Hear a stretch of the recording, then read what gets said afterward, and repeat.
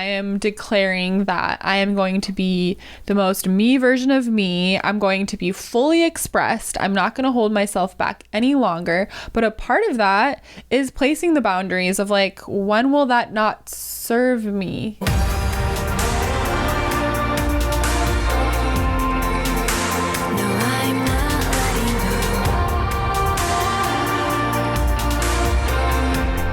Hello and welcome to another episode of Goddess Hangs. Episode 47. Woo! Episode 47. I'm Sadie. And I'm Juliet. Obviously. And we created the Goddess Hangs podcast to make all of the magic, mindset, manifestation, the spiritual stuff more relatable, more fun.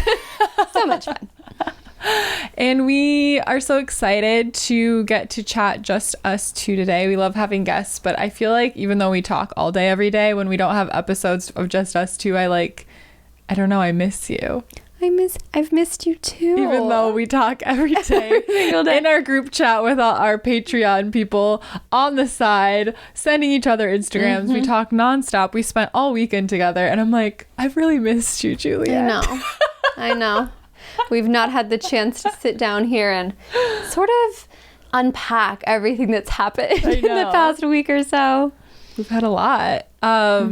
So we have had our Patreon for just about 3 weeks now, I think. Has it only been 3 weeks? Only 3 weeks. Whoa. I think we have 40 people in it, or just about 40. It's crazy. It's so exciting. We went from like, let's make a group chat to now we have like 10 separate organized categorical chats because it was getting so crazy in the best way. Yeah, we would open our phones and it would say 500 missed messages. And we all collectively were like, we need to organize this. So now we still have 500 missed messages, but you can go category by category. Oh my gosh, it's been so crazy. And we had our first coven meeting. So the first tier in our Patreon, you get to join the group chat. We follow you on Instagram and we add you to our close friends list, which has been so fun. So we have everyone in the group chat. It's been wild. And then our second tier is the coven, where we once a month hang out on Zoom all together. And we had our first coven meeting. And it was so fun. It was so much fun. We all dressed up in our Halloween costumes. We got to meet all of your cute pets. Yes. Shout out to Booger, Cholula. Yes. Who else did we? Oh, there was a puppy. What was the puppy's name? There was a cute puppy. There were just so many great pets. Boo wore her bat wings. She was mad. But she did it. And we had a Monster Mash dance party. We did a really beautiful group spell together. We laughed. We cried. We did everything. We just had this really powerful moment all together. And it was so fun because at the end, it's so different than just showing up in a Zoom call and like we're talking at you. Like we were all chatting together and then somebody was like, why don't we pull a card? And everyone was like, we had 3 people each pull a card, and it was really, really such a beautiful communal experience. So it surprised me, just like how the group chat surprised me, because we sort of started this and we thought, oh, like Juliet and I will take turns like every other day sending like some sort of like inspirational message or something that we're up to. And then, hopefully a few people will respond and be like, cool, thanks, or whatever. And like immediately it was like everyone talking with each other, everyone asking each other questions. It's so not about like just us. It's about, it's such a community, which is what I wanted, but I thought how it was going to go is us just talking and then with the coven meeting, it was the same thing where I was like, I'm not sure how this is going to go. Like, I think we'll probably like talk the whole time and lead the little ritual and kind of be like, okay, thanks. But it was the same thing. It was such a pleasant surprise where people felt like comfortable to chat and share their experience. And, we had spent a couple weeks all talking in the group chat together, and everyone was so cute because they were like, I felt like I was nervous before a date before it came up in the coven meeting, but then I felt so comfortable once I was here and we were all talking to each other, and the whole group is just so like vulnerable, so validating to each other's experiences. It's just been like the most insane group of, I've never been a part of something like this before. Yeah, and then I'm just like, Juliet, we did this. We attracted like the most beautiful human beings on this planet. Truly. And it's just been totally surreal. It's been so cool.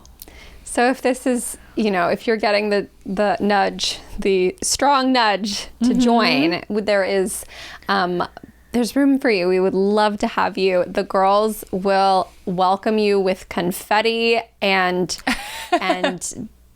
I'm thinking of something witchy, like, and black cats. No, but they'll welcome you with the most open arms you've ever felt in your whole life. It's really, really exciting. And we have a designated meme chat now. Yes. We have a designated chat for let's look at the categories. Okay, yes. It is. And the categories are questions and advice, the main chat, goddess BFFs, cute pets and familiars, really the most important chat thread, honestly.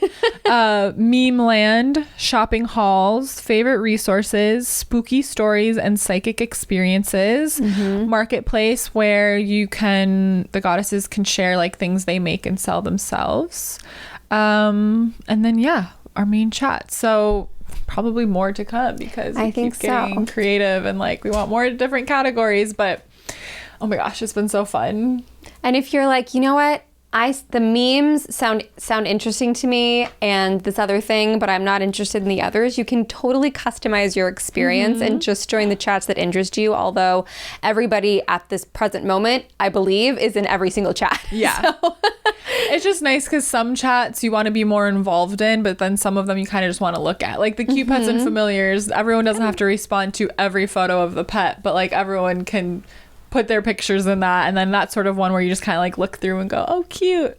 Whereas some of the other ones are more in depth and, you know, take a look, you might send a longer response, and I don't know, it's just amazing. You can be as active as you want to be, or you can just kind of like soak in the energy and read everyone's messages. But everyone has been so just supportive of each other, and I don't know, I've just never been a part of such a close-knit but like large group. Yeah, it's awesome. I can't believe it's already like 40 people.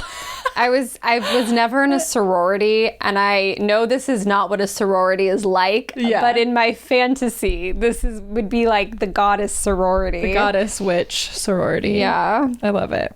I've never been a part of a big group of women like this before, so it's been really cool. But we've both had this on our vision boards. Yes, we have. And it didn't even occur to me until somebody in the group sent almost the exact image. And I was like, oh my God, this manifested. Yeah. This is it. Oh my God. Our goddess circle. So it's been so fun. So the link is in the show notes if you're interested in learning more about what each tier has to offer and how much. And that's where you sign up. And you get instant access to the group chat. If you join the Coven tier, you get access to like the replays of any past meetings from past months. And then, of course, you get invited to the IRL Zoom meeting. And we haven't decided what November is going to be yet. It's always the last Wednesday of the month. And I think we're going to chat with our Coven members and see like what they're interested in. So I'm excited. Because I feel like Thanksgiving month. November is like a big month of gratitude and that was the cutest little nibble. Boo is in my lap. Shocking. As always. I missed her the past couple weeks. She wasn't in my lap. Oh, what a good girl. And now she's back. So we have been just having the time of our lives in our group chat. And then on Thursday night, we worked the Posse LA Halloween party, which was fun. Sadie and I got hired to just show up as our psychic selves. Yeah, people were like, what's your costume? And we were like, these are our everyday clothes. Yeah. This is a lifestyle. We can put a picture in of what we wore. We have that one cute picture of us together in our sparkly outfits. And we did readings for a couple hours, and then we just danced and had fun, and then we went across the street to a restaurant called Pink Taco and had a very yummy, literally pink tacos. Yes. It was so really good. Fun. We had our little Hollywood business meeting at that restaurant. And the woman who lived in the house that we worked in the 20s, her name was Fritzy, and she apparently was an actress and a socialite and good friends with Walt Disney. And there was a clawfoot bathtub in Fritzy's bathroom. And as I'm, using the bathroom, there's a framed thing that says the Walt Disney bathtub. And I'm going, what? And it says that Walt Disney came over one night and the two of them drank a lot of wine and went into the bathroom and like painted all these flowers on the bathtub. And I thought, that is incredible. And then another part of me thought, that could be completely made up. But for the sake of it, it was in a frame, so I'm sure it was real. But it was amazing. It was really, there was definitely like an old Hollywood energy in that home. The home was really cool. The whole their outdoor, the whole property was really magical. It was super cute, decorated for Halloween. And they're like what kind of agency are they? PR? Not PR, but like promotional right? type. So very Instagrammable moments all over the party. It was very, very cute, and we were thrilled to be a part of it. So thank you, Posse. Yes. We had a great time. And then Friday night we were not together. Friday, I think I just worked on readings and watched 3 Halloween movies. I don't know what I did Friday night. I don't remember. Saturday night, we went out. Yes. Ooh, let's tell our going out story. It was so fun. So I feel like it sounds like so LA. I'm like, oh, we're so LA. We're so cool. We went to a rooftop hotel, at a hotel. We went to their rooftop dance party in Hollywood, and it was so fun. I have to say, at the beginning of the night, the DJ was pretty awful, pretty bad. We were like, Jan, where's my early 2000s? Are we just old? I was like, am I old and I don't know this music, or is this music not good? I was like having an existential crisis. I was like, am I just out of the loop? I thought I listened to today's top hits on Spotify. That's not what this is on here. But then it got good, or maybe we just got a little drunk. Who knows? No, I was able to recognize the songs. Better, not bigger. I know. I was like, is this clubbing in my 30s? I don't know any of the songs. I know. I'm like, is this what the kids listen to these days? The kiddies? It was so fun to go dancing and have some drinks, and it was girls' night plus Victor. And then he brought 2 of his friends. He did have some friends, yeah. And are you licky? Goodbye, Tom. Thank you. Anyways, so it was great. It was the quintessential night out Halloween Hollywood, which I haven't done anything like that in a long time. Yeah, I barely go out anymore. COVID and everything. So it was nice to go out.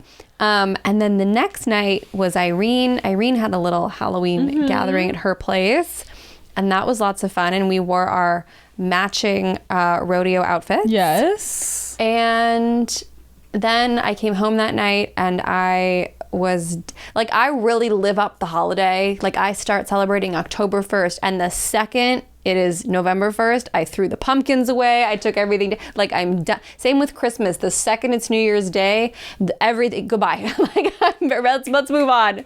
I get that from my mom for sure. I have a hard time. When I was a little girl, every time we took the Christmas tree down, I would bawl. I would cry. No. To this day, my dad still will text me a picture of them taking down the tree back home, and he'll be like, don't cry. It's a joke. But I did. So Craig was gone over the weekend on his tour, and I knew that he would appreciate if the Halloween decorations were taken down when he got home, even though I wanted to leave them up. But I was like, they've been up since August 20th or so. But I was taking them down, and I was just so sad. But I still have some spooky all year round stuff that's out. So I'm okay. And I'm still working my way through my 31 Halloween movies. So it's still Halloween for me. But I've had a little post-holiday depression, I will admit. Post-Halloween affect disorder, seasonal affect disorder. Yes. It's a very real thing. It was, we dressed up so many times. I kicked it off with my Halloween birthday party in August. We got to dress up for being a guest on Dead Dad's Kitchen with Irene, which we'll link that episode in the show notes if I remember. But we had a really fun time, so we got dressed up then. We dressed up as fairies for an episode. Here, let's do the full slideshow. Oh yeah, what's everything we did? Okay, so as we go on. Every time there's a slideshow. My birthday, we remember Dead Dad's Kitchen. All the times we were fairies on an episode had together. Posse. And as our lives change, Hollywood, we remember for whatever. Irene's house, we will still be. Did we say your birthday? Yeah, well, let's round it back out with another birthday shot. Friends forever. Nailed it. And for those of you just listening to the podcast, you're welcome. You're welcome for that tone deaf rendition. Tone deaf on my part. Rendition. I think we were both the memories. Pretty flat there. Pretty flat. I'm still going through my post Halloween depression, so that's what you get. But it was an awesome month. We dressed up so many times. We did so many things. Wait, we didn't even mention dressing up for our coven party. Oh my god, and Friends forever coven party. There we go. Nailed it. Wow, see, we really did the holiday. We really did it right. We did a lot. I'm satisfied with my 3-month-long Halloween season. And now we can start getting excited for Christmas and Hanukkah. Yes. Oh, and a witchy Hanukkah to all. And a witchy Hanukkah to all. I am excited. I haven't listened to Christmas music yet, but... Oh, Mariah Carey is She's coming. already in the top charts, what? I think. Or it was just a joke, but she made a really amazing like TikTok or reel or whatever where it was like, I think it's like a silhouette of her, so you almost don't know it's her right away, but it's someone like smashing pumpkins. Or it says it's knot time on the pumpkins, they're carved out, and then she smashes the knot, and then the lights go on, and she's in like a Christmas outfit, and then it's the, you know. Oh my god. The jingle bells start going, and then she's love like, "It's my time, bitches." I love it. I got chills. It is Mariah month. That's really what we should rename December.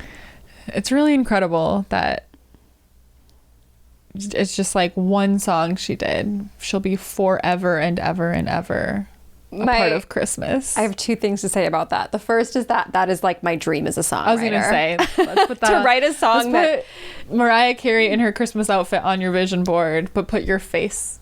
Right? Every year it's like Silent Night, All I Want for Christmas Is You, and a song that I wrote. Like every year it's on rotation, and it's just like, because you're on the new, now that's what I call Christmas CD. Yeah, exactly. And then the other thing I want to say about it is it's so funny. So she wrote it with a gentleman, I don't know what his name is off the top of my head, but she tells the story of like, yeah, I had this full idea and I brought it to this other writer, and the way that she tells it, this writer has kept quiet all these years, and finally a year or 2 ago he was like, that is not at all what happened. I wrote the majority of this song. Like it was just pretty funny. So yeah, the songwriters, they never get enough credit. We're the backbone of the industry, and yet. Anyways, that was our Halloween, just magical fun 3 months. Are you serious? Oh, I thought he was going to cuddle to my left, and I was going to... Do not sit on that, mister. I swear to G. Don't do it. Mister. The cats are out and about.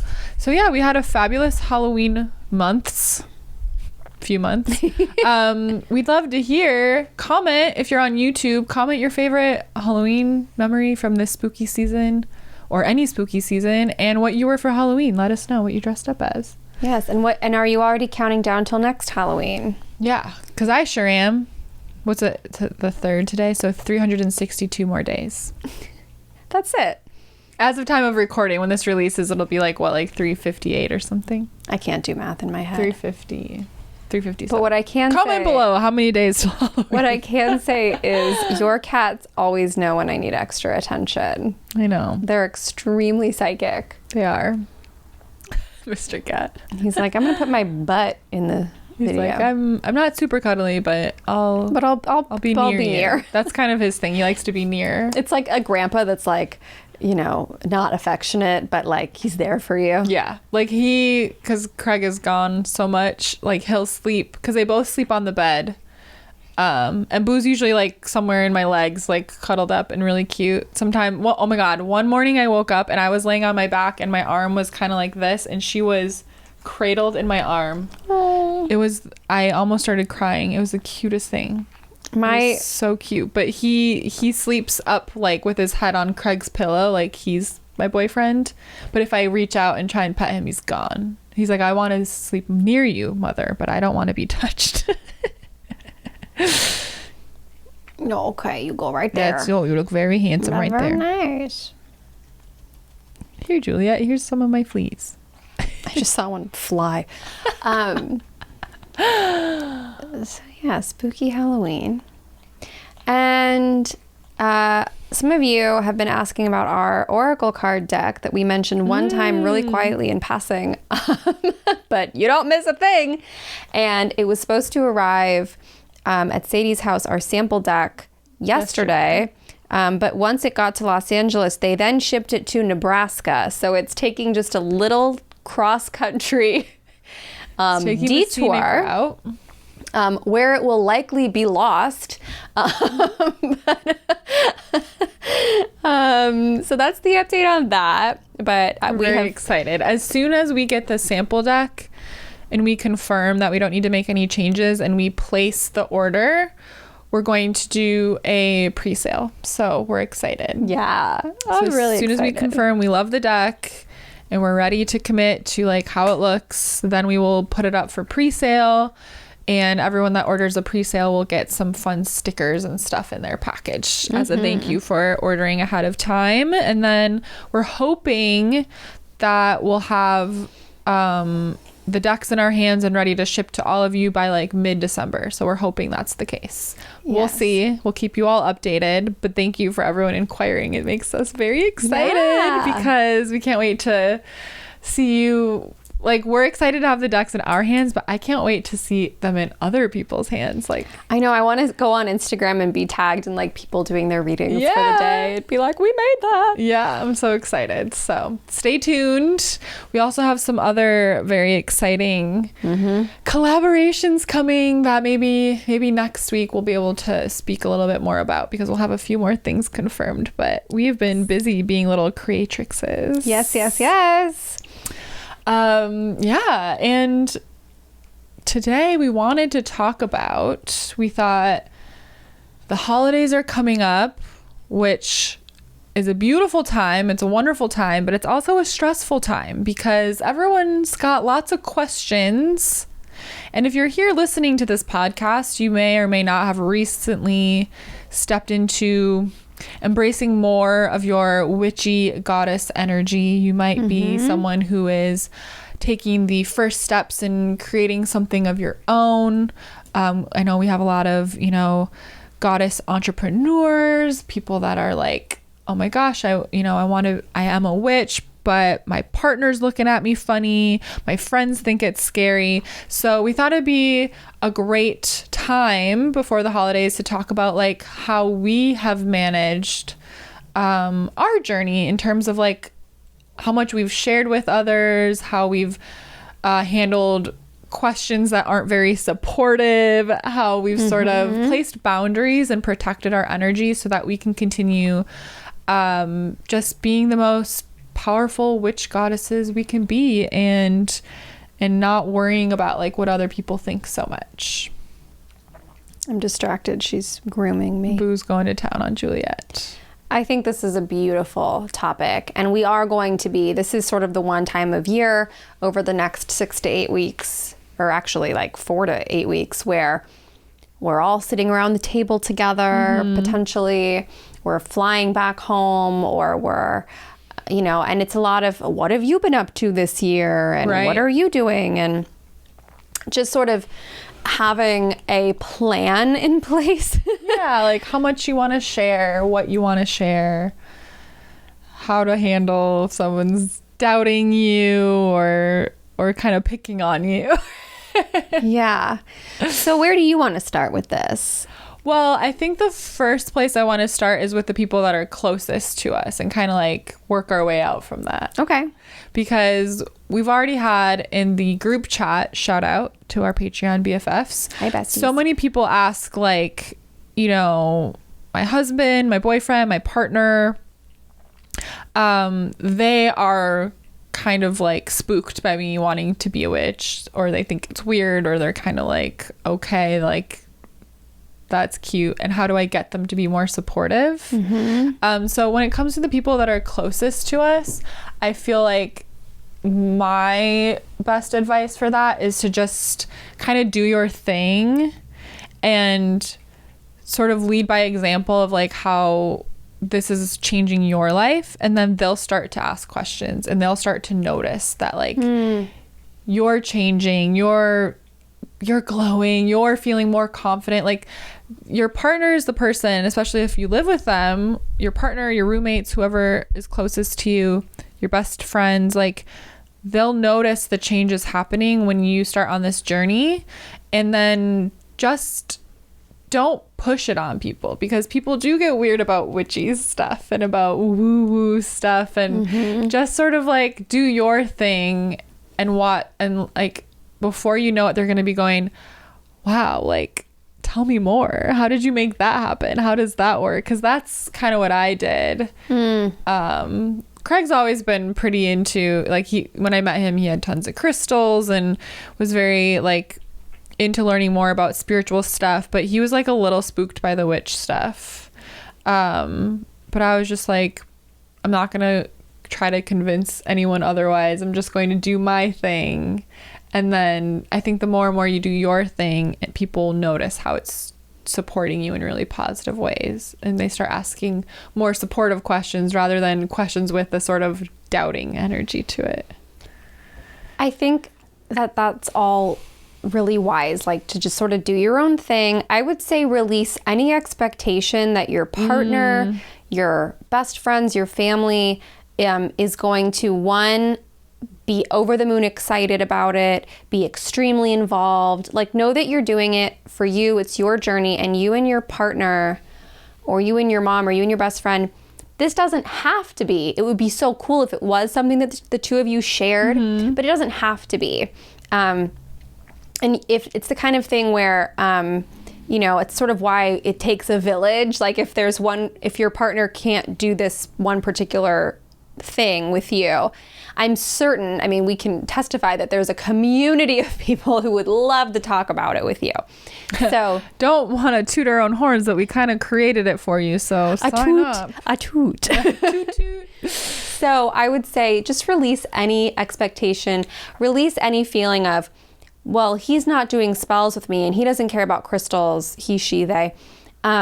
So they must not be the right person for me. I would just be a little more respectful of, like, you know what, they have interests that I'm not totally into. No one's expecting me to go to the football game. No one's expecting me to go to the gun range. It's just not like an interest of mine. So, and vice versa, like, Victor does not necessarily want to like take a breathwork class with me. He just won't. And it's not that he's a bad guy, it's just not interesting to him. And sometimes we'll do some things together, but it has to start from a place of, I'm not pushing this on you, and I don't expect you to be involved, but I do expect you to be kind and respectful to me while I do my own thing. I think that's like a really great place to start. And if you need like alone time, like, hey, I'm going to be in the bedroom for the next 30 minutes. I just need to like meditate and do my thing. And then it's like, okay, see you after. That's where that's a good place to begin. Yeah. Because I think, and it makes sense, like if it's your boyfriend or girlfriend or partner that you're like, you know, you're so close, of course you want them to be a part of something new and exciting, but it's just, it may never be for them. So make it something that's really sacred and special to you. And even if they're not, don't get super fully involved I mean, I don't personally don't want my partner to be fully involved in my witchcraft practice, but I think it's sweet when, you know, I tell him that, oh, I did a spell about this and then this happened. He goes, oh, well, do you think you could do a spell for me and, you know, my tour or whatever it is? Right. So they'll kind of just let them lead the way into like how much they want to dip their toes in. Mm-hmm. It'll happen different, like it'll happen in different levels for different individuals, but like they'll come around to being like not it's just so funny because sometimes like people are straight up scared of it and I'm like, I get it, but you're thinking of something completely different than what we practice here, at least in our community. What we practice here at Goddess Hangs. Yes. I think the only thing I can imagine being a big roadblock here would be if somebody had maybe a like really deep religious belief and they just couldn't get past it, and I think that's a whole other conversation. But yeah, for the sake of this conversation, it's just people who like don't get it, don't understand it, and maybe aren't interested. I had something else I was gonna say about if they're a way that you can explain it, because I think sometimes when you say, oh, I'm doing witchcraft and spells, it might be like slightly like one time someone DM'd me and asked me if I was like, if I worship Satan, and I was like, LOL, no. It's fine if you do, but that's not what like all witches are. If you want to use some other phrases that I would say mean something quite similar, you could say, oh, I'm going to do my intention ritual. I'm going to set an intention. I'm going to light a candle and meditate. There might be, if some verbiage really triggers and upsets somebody in your life. This is jumping ahead, but this is good for some family. I was gonna say, you know, it's like, oh, I've been really into meditation and mindfulness and just studying rituals throughout history. I think might be a way, because you only have to share as much as you want to share, and like with anything in life, not everybody's going to be excited about something somebody else is excited about. Yeah. Just with anything. So that's another way you can approach it. There's a couple people that have asked me what I do, and I'm like, I just know intuitively that it would just not. That's the thing. Like, I think you know who to fully go, this is what I've been doing. And like, then you know the people that where it's like, just say it in a different way. Yeah. I've been like, you know, I'm doing kind of like life coaching and I'm interested in spirituality lately. And it's the right answer at the right time for the right person. And it's not about hiding who you are. It's sort of about like creating a protective boundary around yourself. And it's like, do I want to spend the next 45 minutes fighting with Aunt Jo about whether I'm psychic or not, or like whether I'm calling a demon into my home? Like, yeah, you know, it is, I guess what I'm saying is it's safe for you to share or not share as much as you want. It's safe for you to be as forward or as elusive as you want. And it's just it's good to have these little phrases on hand as you enter the holidays. Yeah, because that's funny, because my dad is, I've talked throughout episodes about sort of my journey with my dad and him supporting my business, which has been very sweet, because he's always been like supportive, but also had, you know, one foot in support and the other foot in like, but you're still looking for another job, right? Just don't worry, Dad wants me to be safe and secure. And it was really exciting, like the first time I called him and he didn't ask that question. The only question was, how's the business going? You know, and he didn't follow it up.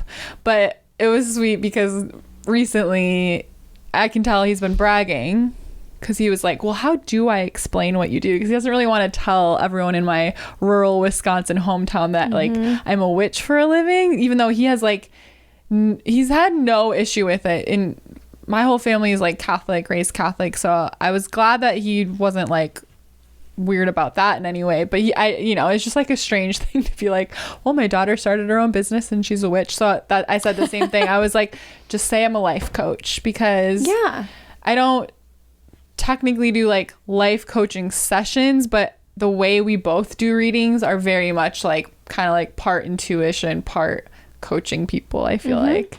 But it was just cute because he's like, how should I explain what you do? I was like, oh, he wants to talk about how great I'm doing. I love that. This just came to me. Another thing you can say, let's say you start to share at a family thing, and all of a sudden it no longer feels good. You're like, okay, I have overshared. I got excited. I got ahead of myself. I blacked out for a second. This reception is not what I hoped for. At any point, you have permission to say, oh my gosh, you know what? Enough about me. I want to hear everything about how I almost said the cheese farm is going. That makes no sense. My family. You're thinking of my family and their cheese farms. Not cheese farms. They're dairy farms. Okay, a dairy farm. I'm like, is it called? And then the milkmen come around and pick up the milk, and then it goes to the factory and they make cheese. Oh, the milkmen. My grandpa and grandma... Well, my dad grew up on a dairy farm, and then my grandpa also drove a milk truck to go pick up the milk from everybody. Boo is just... She's got a little tongue out. It's the cutest. You can at any time... How's the cheese farm? I could say that at my family gathering, and then they would say, Sadie, you've been in LA too long. Oh my gosh. I have one family member who, no matter how many times I try to flip the conversation, they always find a way to bring it back to me, and I'm like, no, back to you. So some people are really quite skilled at that, but I would say at any time in a conversation, if you're like, I have overshared, just, you know what, it's what I could get into it, but it's so uninteresting. Let's get back to, how was that vacation you took? And most people love to talk about themselves. Yeah. So just know you can always flip it around. Of course, underneath all of this is like, be proud of who you are, be proud of what you love. Yeah. And be mindful of your protection and your comfort levels. Well, I think that's a part of like being like, okay, I am declaring that I am going to be the most me version of me. I'm going to be fully expressed. I'm not going to hold myself back any longer. But a part of that is placing the boundaries of like, when will that not serve me? Because if you are like, okay, I'm going to be fully expressed now. I am a witch. I am a goddess. I deserve the fucking world. And then you go to your family gathering and you're declaring these things, and your family's like, go get a real job. Like, you're talking to demons, then you're going to crawl back into your shell, maybe. Yeah. Like, it doesn't. So it's about the balance. And I definitely have had experiences with my family where, because I have everything on social media, and so that they can easily find it. They can easily see it, where like someone was like, I see you've been using tarot cards, and like, I'm worried for your soul. And I was just like, all right. You know, I mean, thank you for your concern. I got so mad, but I was just like, well, I don't think you understand what tarot cards are. They're a way to lead my intuition. They're not attached to any sort of... And this was coming from someone in my family who's like very, very, very, very, very Catholic, and tells me about how she has the gift of speaking in tongues and all of these things. And I'm like, how is that much different? It's literally, that's way scarier than...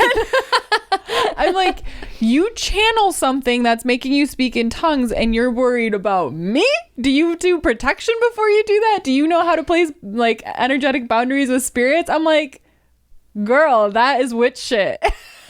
Oh my gosh, I just had a great visual when you said energetic boundaries. Also, now I want to Google like what it sounds like when people talk in tongues. I did not ask to find out. I know nothing about this.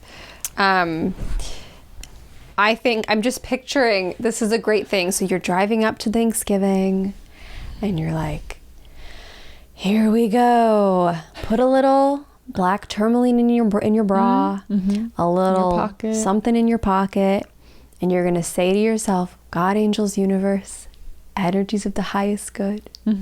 I am a goddess. I am a witch. I am the coolest. I love who I am. I love what I do.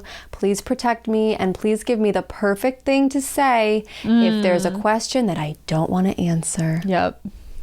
And at any point, this is a good tip too. You know what? I'm going to hold that thought. I have to use the bathroom.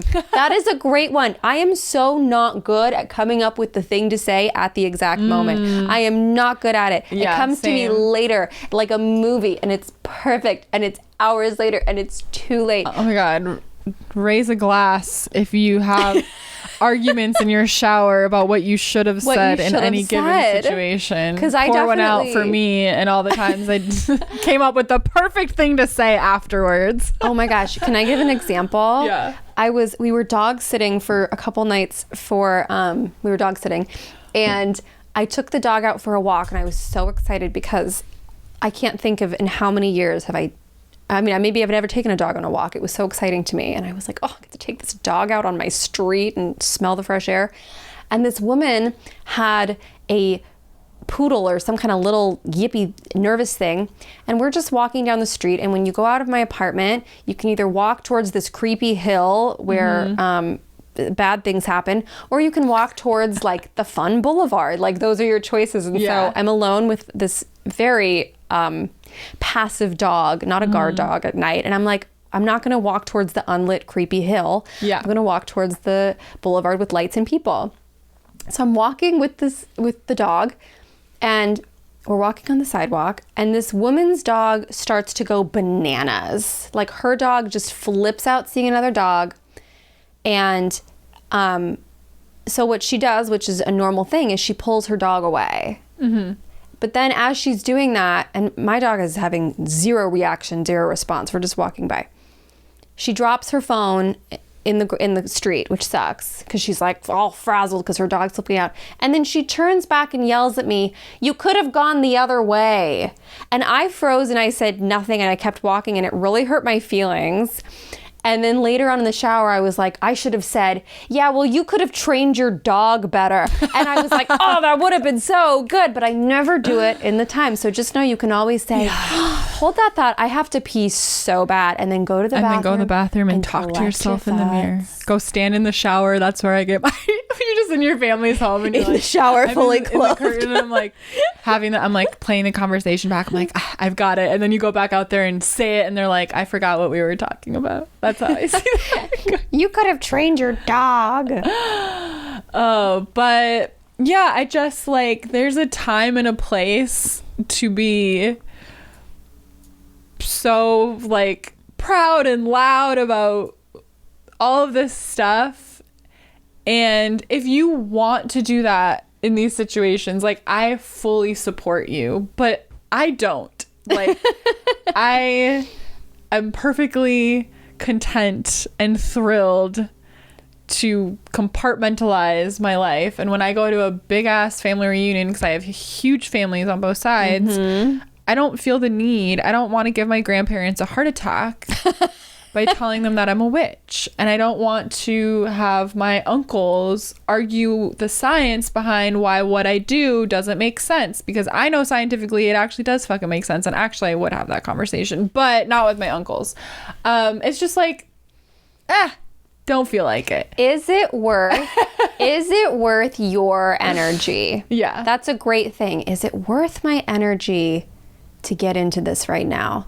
And this goes for any topic. It's so funny. Have you seen that TikTok where the person's like, I'm at a point in my life where I am done arguing. 2 + 2 = 5. Have a beautiful day. Goodbye. Yeah. Like, would you rather be right, or would you rather have peace? Like, sometimes I've been around conversations where I have very different political beliefs or just personal beliefs, and I don't say anything because it's like, I'm not going to change. I used to argue with my grandpa all the time, and then my dad was like, Sadie, you're not going to change his mind. No, grandpa's mind is made up. You're just firing him up.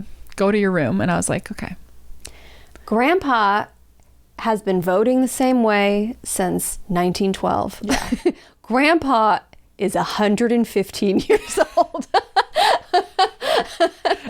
But he's honestly not going to remember what you try to change his mind about tomorrow. It's just, is it worth my energy? Do I want to get in a fight with I was at a restaurant last week and something weird happened, and a part of me was like, I should really say something because this was. Then I was like, is this really worth it? And I'm not talking about if you see something horrible, like if you see something, say something. Like that's, duh. But sometimes stand up for justice where it makes sense.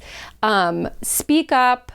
Don't be silent. Don't just let injustices happen. But if you don't want to talk about your witchcraft with Uncle Mike because he's going to give you a hard time for the entirety of your Thanksgiving trip, what's new?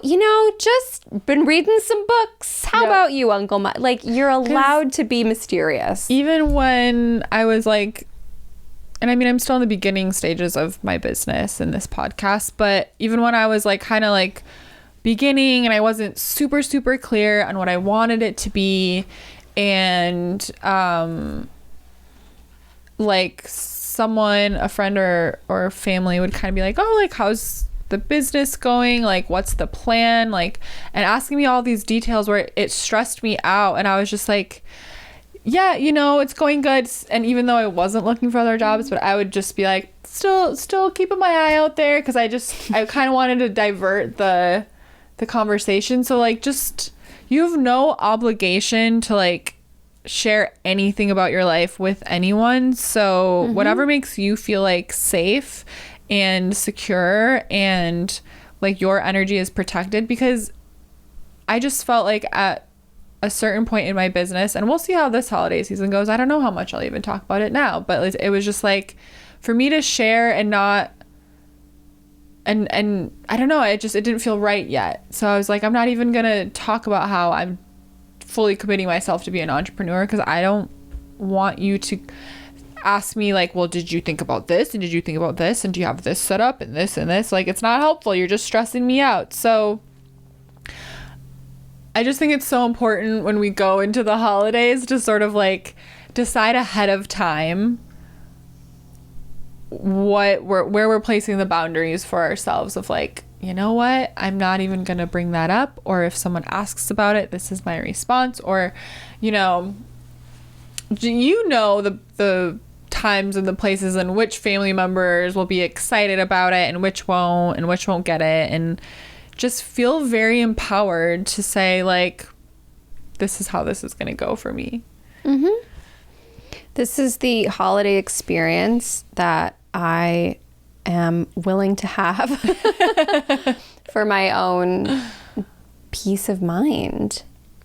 And even if it's not the holidays, even if it's, I mean, with these approaching, this is good, like holiday care for witches and goddesses. Yeah. Holiday tips. You don't have to say anything. Another great thing is you can come up with some fun lines like, what's been new with you? The birds in my neighborhood have been building this enormous nest. I mean, you can come up with things that are so interesting. Look at these photos. And then you've updated them, Yeah. I'm kind of good at that with certain family members. Like, anything new? Yeah, the rain. Like, I just sort of keep things neutral because I don't like being questioned. I never feel good after it. And it has nothing to do with how sure of myself I am or how confident I am or how much I believe in what I do. I don't think anybody likes being interrogated at all. I sure don't. And it's not, especially if it's not coming from a place of like curiosity and interest.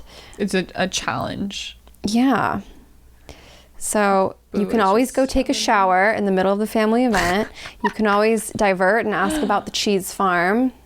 These are our great tips. And some more like witchy type tips would be like, you could get any black crystal is super protective. So you could get like a black tourmaline bracelet or like a little necklace, or keep a piece in your bra or your pocket. You could, bring some selenite with you. Selenite clears energy. So if you're having a conversation and you're like, oh, I didn't like how that went, I need to clear the energy off. Yes. Keep a little selenite knife in your bag. Yeah. Do a little like protection spell before you go home for the holidays. Use like a black candle, set an intention that, your intuition will lead you and anyone who you have conversations with about some of this like more out there stuff is like only the people that will be super supportive our conversation will lead there. Like,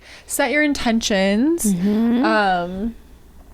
and just trust that like when you set an energetic boundary, like it is real and true and it's there. And take every little road bump as an opportunity to build the muscle of knowing what to say when you're ready to stop talking about something. Like, oh, this is happening again, so I can get really good at it. I'm still learning, and I think it's a lifelong thing, but I'm always like, this is another opportunity to say, to have some great phrases in my back pocket.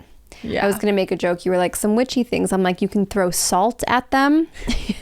Some table salt. Sorry. We need to make a reels of us just like how to survive the holidays as witches, and we're just throwing salt and like doing absurd things. Or what's that thing?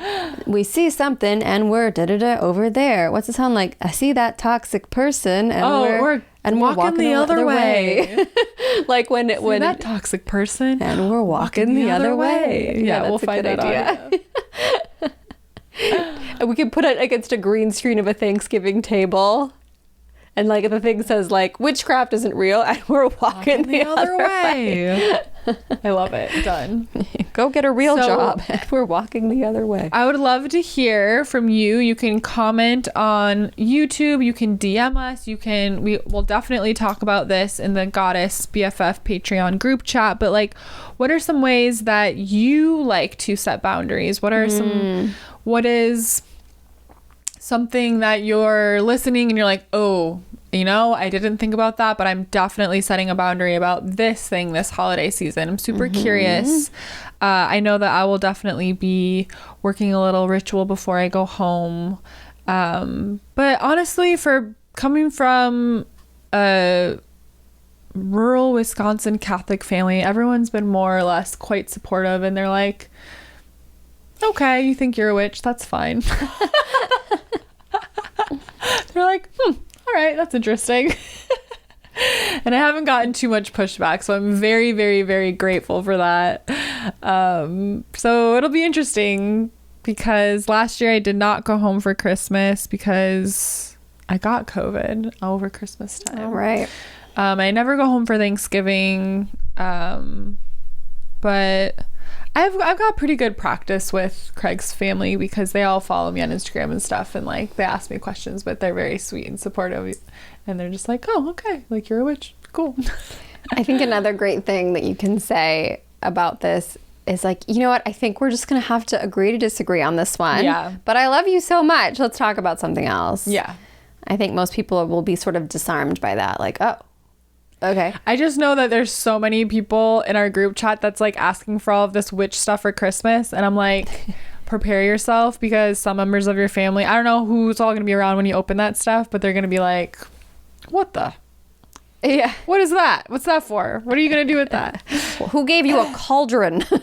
So I'm excited. I'm excited for the holidays, even though holidays are hard. I think for everyone, they're both hard and fun. So we'll see how it goes. I think it's an interesting time, because there's this expectation that we're supposed to have the most amazing, meaningful time ever.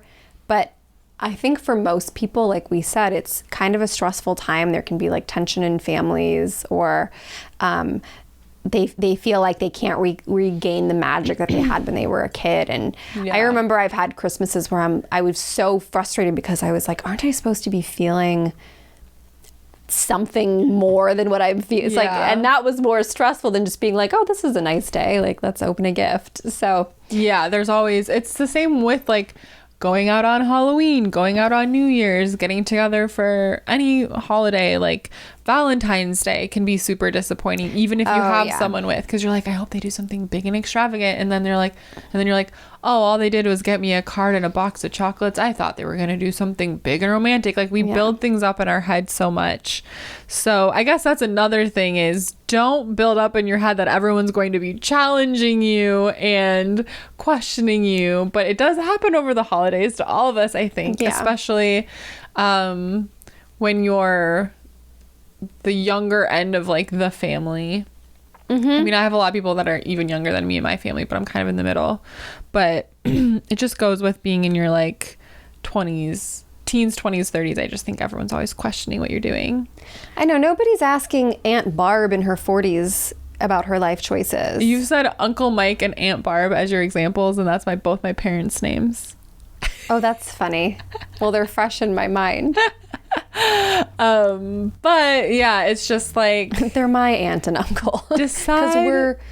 Because that would make sisters. us cousins. Never mind. No, we're twins. Yeah, then they would be your parents. I was like, we're sisters, so yeah, they're your uncle. Oh God, I was watching reels today of these twin girls, these little, like the perfect age, like 15 months, like where they understand everything and they're walking and but they're not really saying a lot, like, but they get it all and they have a sense of humor. And it's just these two girls. And I was like, oh, I know it's gonna tear me in half, but I want twins so bad. I do not. I want them both at the same time, and then I'm done. One and done. Yeah, that's funny. But yeah, just decide. I think let's all decide right now that we are going to have a magical holiday season. It's going to be great. We're going to look after ourselves.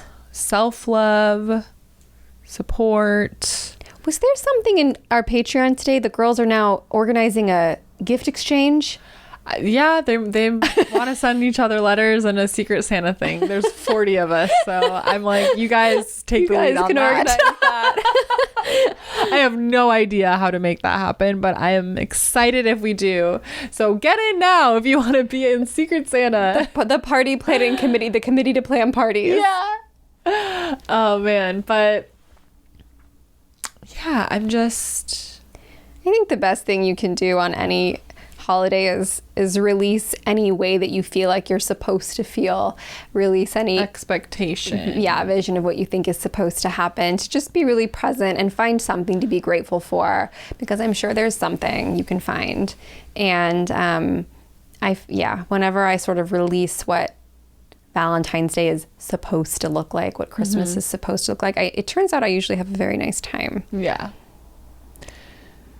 I know. I've been feeling like, I don't know, the holidays are hard now that I lost my mom, because it's just a time where it's like just so blatantly obvious that someone's missing, you know, like most days of the year I think about her every day, but it's not from a like, I don't know, like a deeply painful way.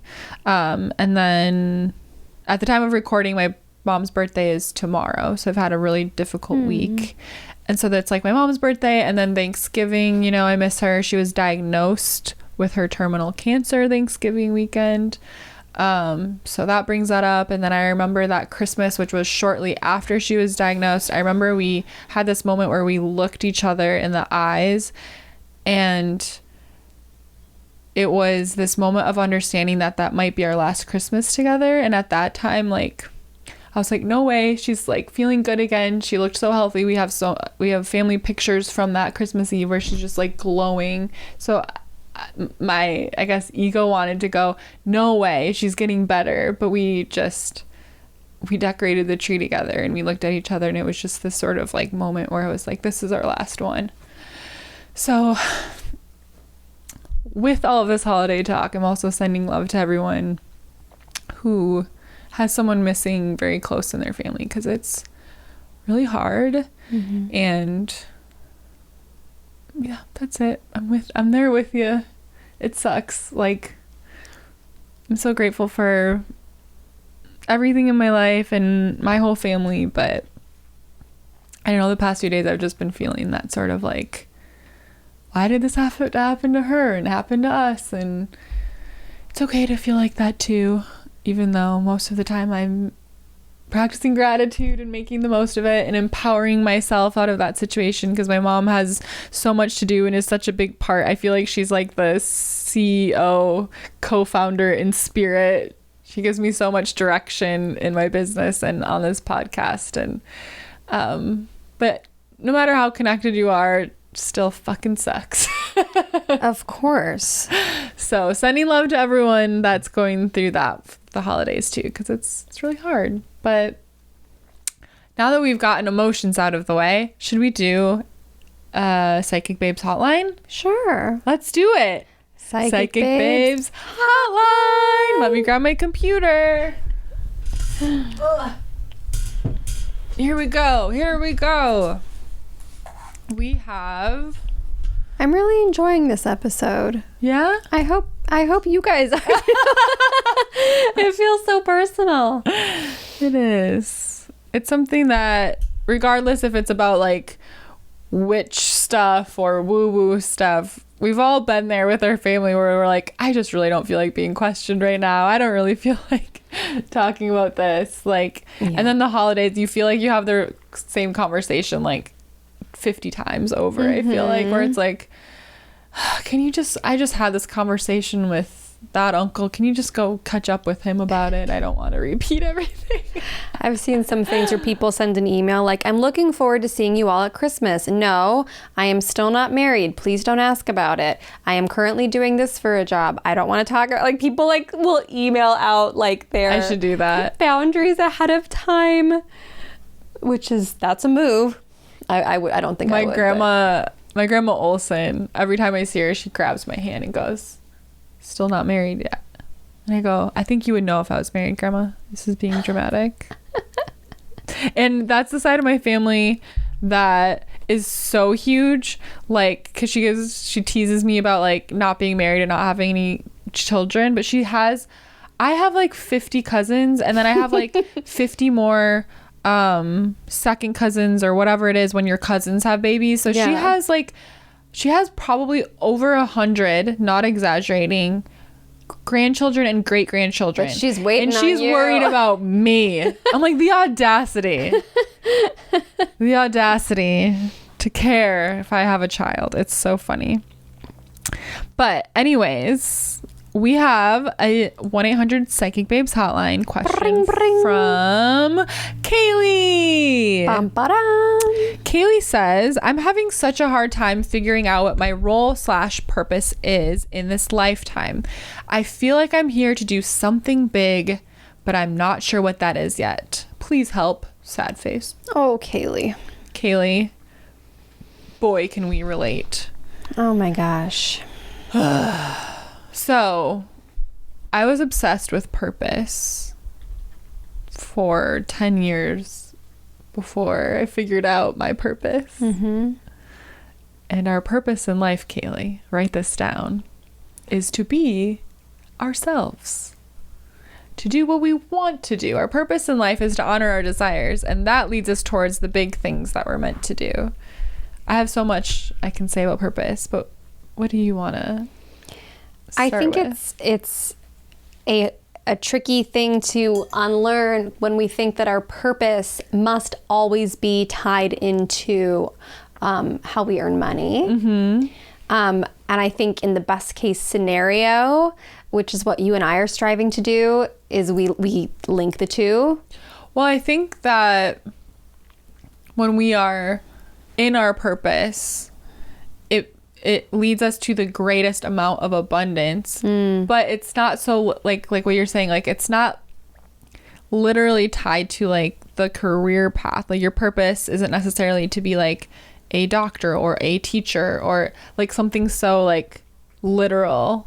Because if you dig, it might be that below it. Let's say somebody's like, I really want to be a doctor. It's because their purpose is probably to help people. Yeah, to be like it's there's something below that, and if it wasn't a doctor, they would help people in a different way. Mm-hmm. So it's just really about taking a good look at what brings you the most joy, what makes you feel really good.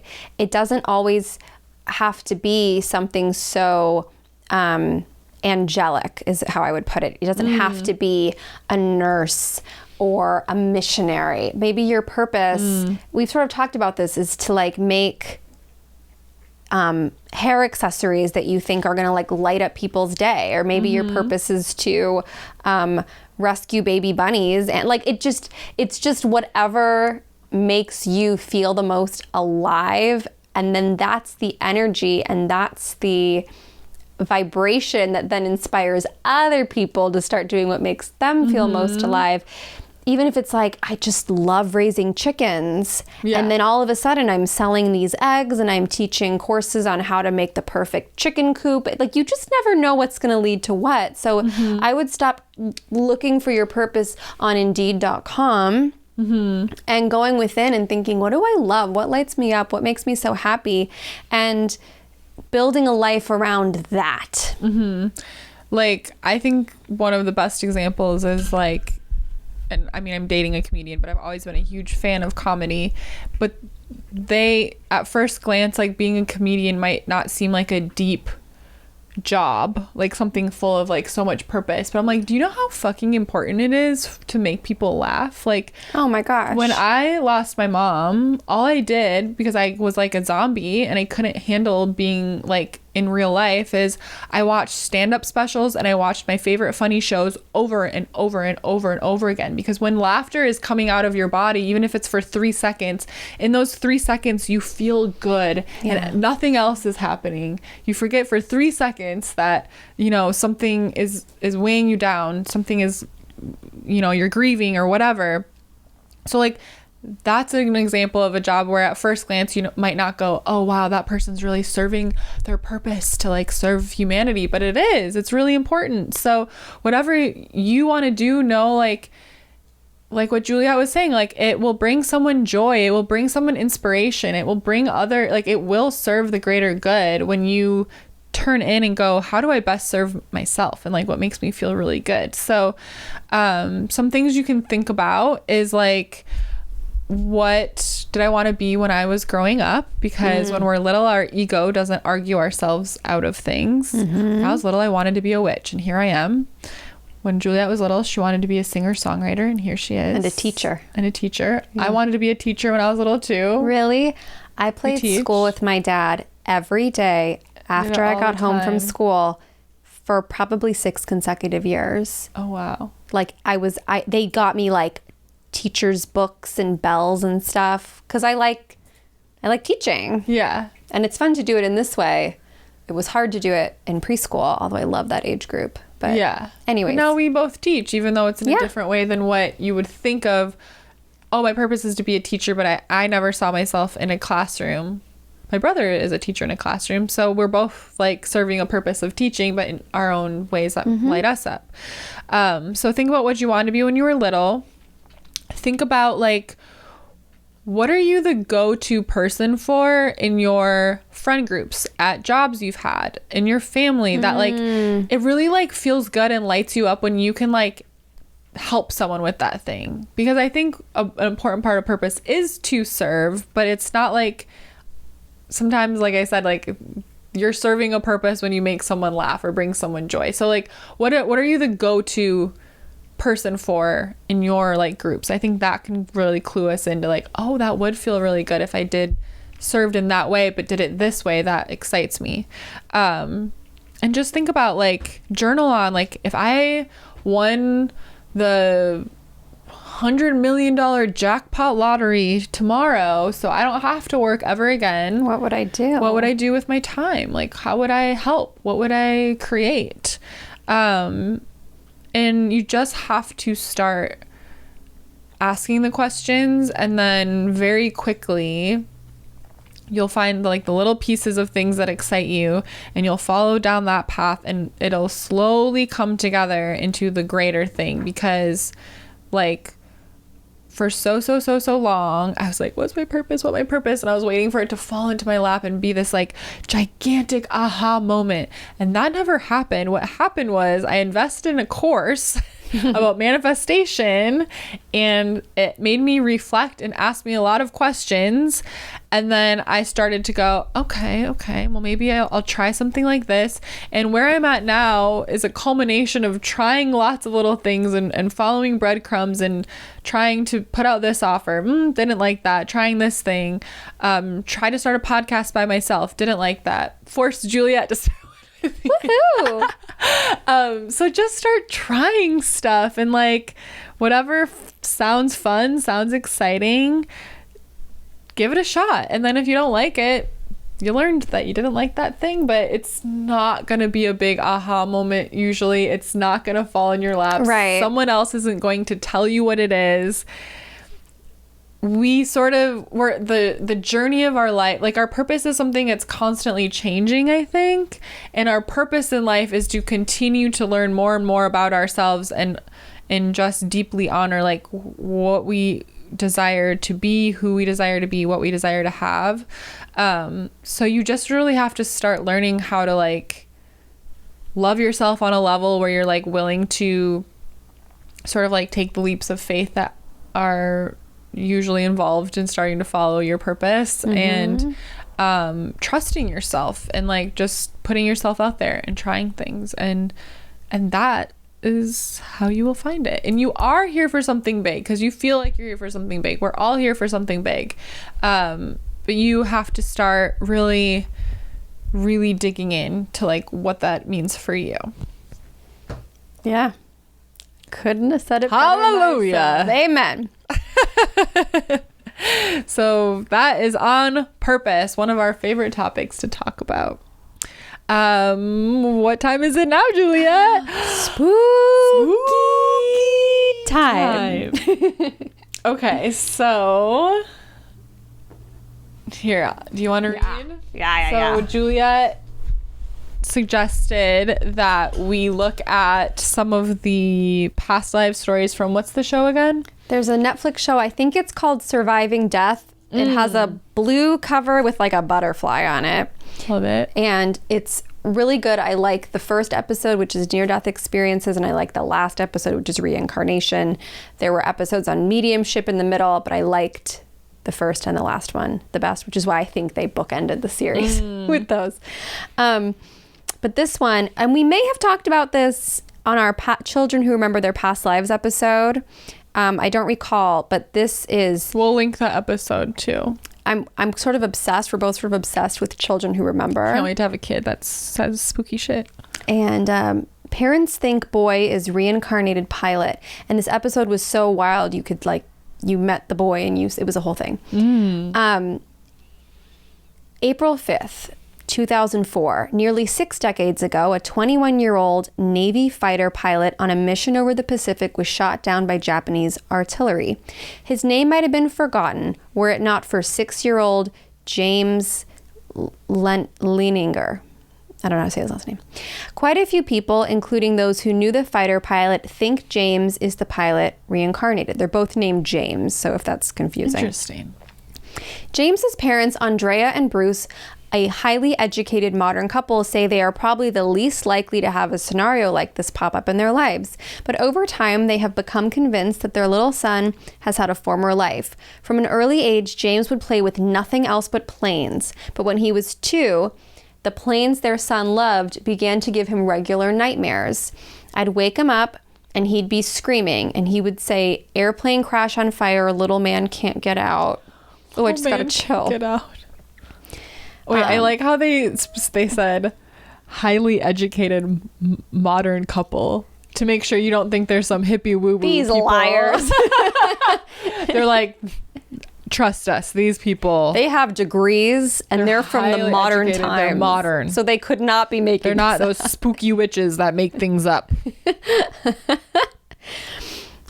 Andrea says her mom was the first to suggest James might have been remembering a past life. Andrea was doubtful. He was only watching kids shows. They weren't watching World War II documentaries or conversing about military history. This ABC News is like, please, this is real. Let's see. Oh gosh, there's a video where James at 3 years old, and they showed this. He's at like a flight museum, and he's walking around the planes almost doing like a pre-flight check, like he knows where to look and what to do. Another time, Andrea said she bought him a toy plane and pointed out what appeared to be a bomb on the underside, and James said, no, that's a drop tank.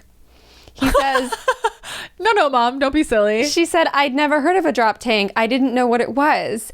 Then the nightmares got worse, occurring 3 or 4 times a week. Then they connected with a counselor, Carol Bowman, who believes that the dead can sometimes be reborn. With guidance from Bowman, they began to encourage James to share his memories, and immediately the nightmares started to become less frequent. He was also becoming more articulate about his apparent past.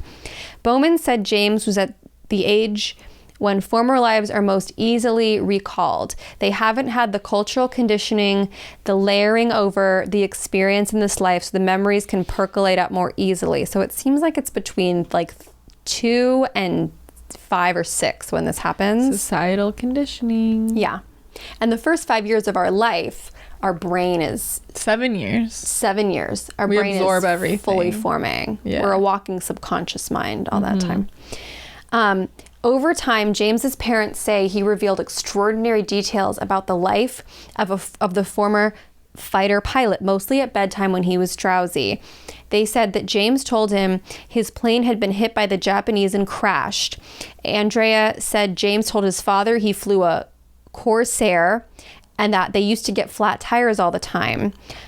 In fact, historians and pilots agree that the plane's tires took a lot of punishment on landing, but that's a fact that could be easily found in books or on television. Andrea By said a 2-year-old. Andrea said James also told the father the name of the boat he took off from, which was the Natoma, and the name of someone he flew with, which was Jack Larson. After some research, the dad, Bruce, discovered that both the Natoma ship and Jack Larson were real. The Natoma Bay was a small aircraft carrier in the Pacific, and Larson is living in Arkansas. The dad could not believe it. And then he always called himself he would sign his name James 3 or James 2 or something. And they'd say, why? Like anytime he signed his name, he'd write James 3 or James 2. And they said, why? He said, I'm the third James. And they didn't understand. But the actual James, the pilot, was James Jr. and his dad was James. So in his mind, he was the third James. Oh my God. He said that James told him he had been shot down at Iwo Jima. James had also begun signing his crayon drawings James 3. Bruce soon learned that the only pilot from the squadron killed at Iwo Jima was James M. Houston Jr.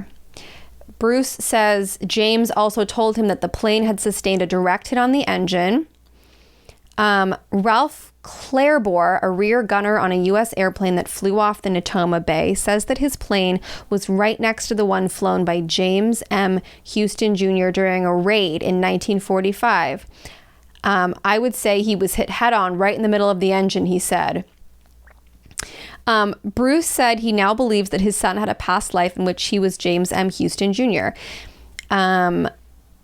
They wrote to the sister, Anne, who believes it. All these things were so convincing. The memories faded as he got older. But the dad is like, that's still my son or whatever. And this was written by ABC News 5-minute read. Why don't they say who wrote this? Wouldn't you want to be credited? Anyways, there's a different one too, but this blew my mind. That's crazy. This blew my I'm James the mind. Third because I'm the James third Jr. James. was my last life. There was another, I'll just summarize the other one. There was another boy named, Is that this other one on here? yeah, Atlas. And he remembers being a child named Jalen.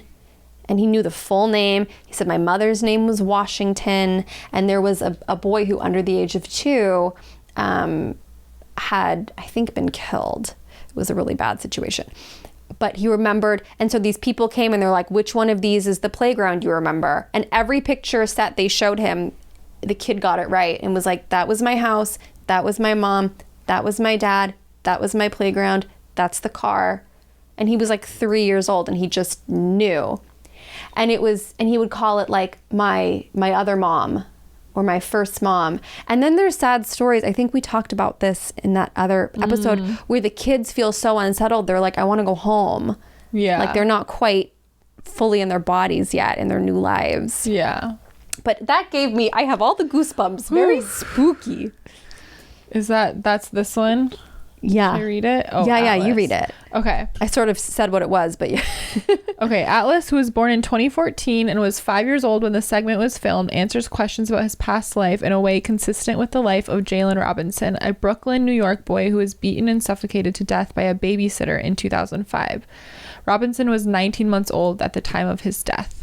Working with Tucker in the segment, Atlas is able to correctly recognize 5 photographs from Jalen's life, including places his family used to go and the faces of his mother and father. He also knew other details, such as that Jalen's mother's last name was Washington. Good memory, Juliet. She could not have created that behavior in him, even if she was trying to make something up, Tucker said of Aubrey. Atlas's mother said he used to suffer from night terrors, and that one night he spontaneously mentioned he used to be a boy named Jalen Robinson and that someone had killed him. I was really trying to think about where did he come up with this name, she said in the episode. Is this someone's name from school? What is he talking about? Aubrey said she then did a Google search and found the name and an obituary. I was really shocked to find the exact names. I didn't know what to do with the information. I didn't know if I should tell some people. They might think that I'm crazy.